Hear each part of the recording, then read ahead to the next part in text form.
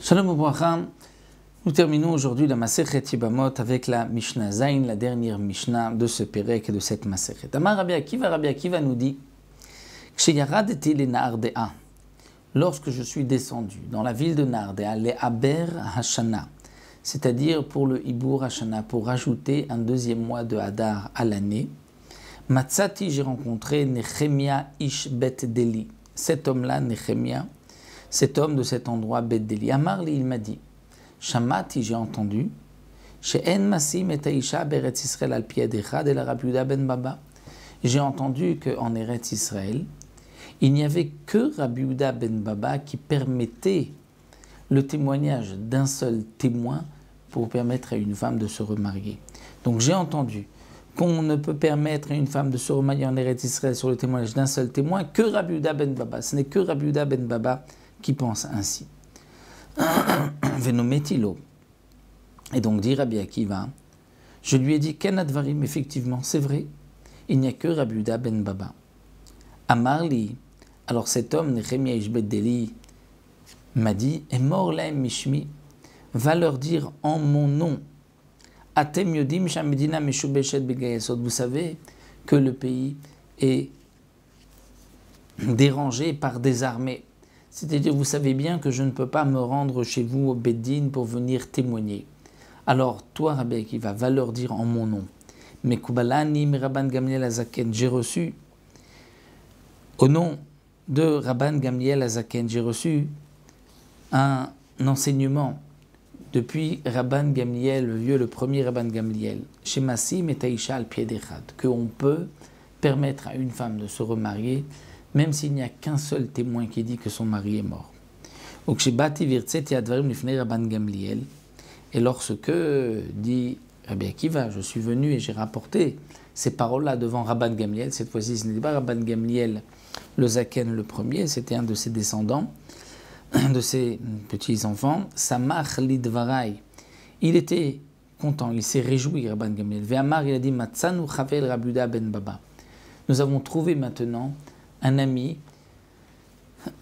un partenaire à Rabbi Yehuda ben Baba, puisque nous avons maintenant Rabban Gamliel Azaken qui aussi permettait à une femme de se remarier sur le témoignage d'un seul témoin.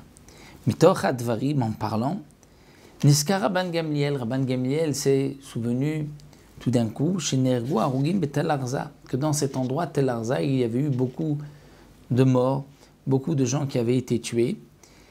Et ici, Rabban Gamliel Azaken Neshote Malpi Edecha. Donc là, d'après certains, il faudrait enlever le mot Azaken ici. Il faudrait dire que c'est donc ce Rabban Gamliel, le petit-fils de Rabban Gamliel Azaken, qui, puisqu'il a reçu maintenant le témoignage que son grand-père permettait de remarier une femme sur le témoignage d'un seul témoin, alors Rabban Gamliel a permis à leurs femmes, de tous ceux qui avaient été tués, de se remarier, Alpi Ederad, sur le témoignage d'un seul témoin. C'est-à-dire qu'il y avait un seul témoin, mais jusque-là on n'en avait pas tenu compte. Donc Rabban Gamliel a décidé maintenant de les permettre, Ve'ur Zekou, et à partir de ce moment-là, ils ont pris l'habitude, Liot Masim Alpi Ederad, de marier une femme sur le témoignage d'un seul témoin. De plus, Ve'ur Zekou, Liot Masim Ed Mipi Ed, ils y ont pris l'habitude aussi de permettre à une femme de se remarier, même si un témoin vient, et il ne dit pas que lui a vu cet homme mort, mais il dit qu'il a entendu d'un autre témoin qui lui-même avait vu que cet homme était mort. C'est un témoin de la bouche d'un autre témoin. Ou bien, Mipi Evet de la bouche d'un esclave, Mipi Isha de la bouche d'une femme, Mipi Shifra de la bouche d'une servante. Là, nous avons certaines girsot dans les Mefarshim, certains veulent dire que c'est aussi Mipi Isha d'une femme qui a entendu d'une femme. Donc, ou bien, on va dire que c'est simplement, ils ont permis le témoignage d'un homme, pas seulement si lui témoigne, même s'il a entendu d'un autre témoin, même le témoignage d'un esclave, même le témoignage d'une femme, même le témoignage d'une servante. Ou bien, on va dire que c'est le témoignage d'un homme qui a entendu d'un homme, ou d'une femme qui a entendu d'une femme. Là aussi, c'est possible que c'est l'explication de la Mishnah, donc il y a plusieurs explications dans les Mefarshim. Donc à partir de ce moment-là, les Chachamim ont pris l'habitude de permettre à une femme de se marier, même s'il n'y a le témoignage qu'un seul témoin, Et comme nous l'avons vu, puisque généralement c'est un cas de Amouna, sinon elle ne pourra pas se remarier, les Khamim ont été plus indulgents, sachant que si malgré tout le mari revient et qu'il n'est pas mort, elle sera interdite et à son mari et à celui avec qui elle s'est remariée maintenant. Rabbi Eliezer et Rabbi Yehoshua omrim en masim et Aïcha al pied d'Echad. Rabbi Eliezer et Rabbi Yehoshua ne sont pas d'accord, disent non, on ne pourra pas permettre à une femme de se remarier sur le témoignage d'un seul témoin. Il faut 2 témoins. Rabbi Akiva Omer, lo al pi Ishav, lo al pi Eved, lo al pi Shifra, lo al pi Krovim. Rabbi Akiva dit ni sur le témoignage d'une femme, ni sur le témoignage d'un esclave, ni sur le témoignage d'une servante, ni sur le témoignage de proches parents. Mais la halakha n'est pas ainsi, et même sur le témoignage de proches parents, à part les 5 femmes que nous avons vues qui sont mentionnées, qui pourraient mentir parce qu'elles ont une haine avec la femme sur laquelle ils veulent témoigner que son mari est mort.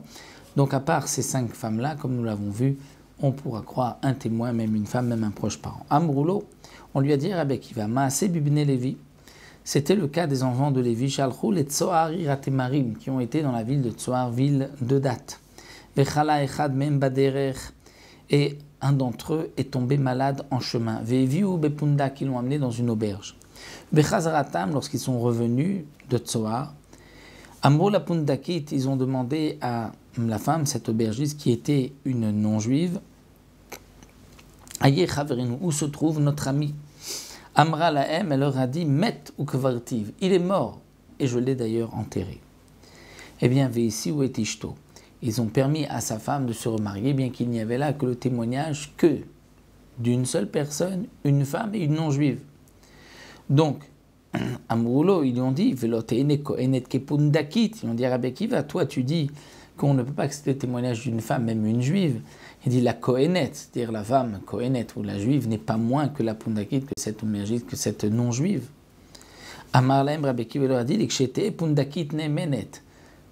Je suis d'accord avec vous qu'on croira la femme lorsque cette pundakit aussi sera crue.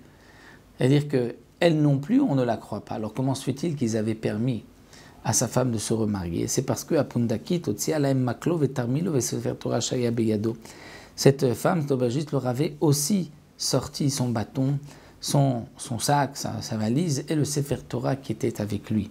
Et donc, comme elle était Messicha Lefitumo, c'est-à-dire qu'elle racontait comme quoi ce qui s'était passé, qu'il était mort et qu'elle avait apporté des preuves à l'appui comme quoi il était mort, c'est là où on a accepté son témoignage et qu'on a pu permettre à sa femme de se remarier. Mais sinon, d'après Rabbi Akiva, on ne peut pas permettre à une femme de témoigner pour que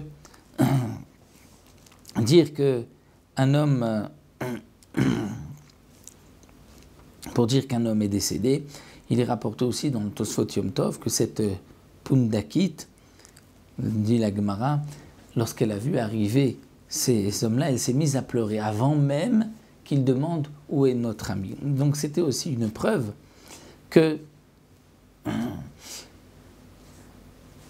ce qu'elle disait, c'était donc le récit, elle racontait, elle avait donc le cœur lourd, et dès qu'elle les a vus, elle a raconté, c'est pas qu'on est venu lui poser des questions et qu'elle avait un témoignage.